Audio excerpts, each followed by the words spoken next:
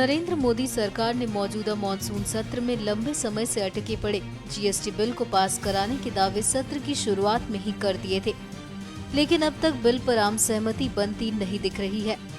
मंगलवार को वित्त मंत्री अरुण जेटली ने राज्यों के वित्त मंत्रियों से बैठक की, जिसमें कई राज्यों के जीएसटी के मौजूदा प्रावधानों पर असहमति जताने के बाद सरकार इस हफ्ते जीएसटी को सदन में नहीं लाएगी।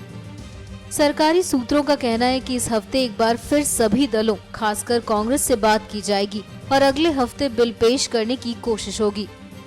राज्यों के साथ बैठक में सिद्धांत पर सहमति बनी है कि जीएसटी दर मौजूदा स्तर से कम रहनी चाहिए। जीएसटी लागू होने के पहले 5 साल के दौरान राज्यों के राजस्व नुकसान होने की स्थिति में उसकी भरपाई की प्रणाली की भी व्यवस्था की जानी चाहिए। जीएसटी के लागू होने पर केंद्र और राज्यों में लगने वाले अप्रत्यक्ष करों को इसमें शामिल कर लिया जाएगा।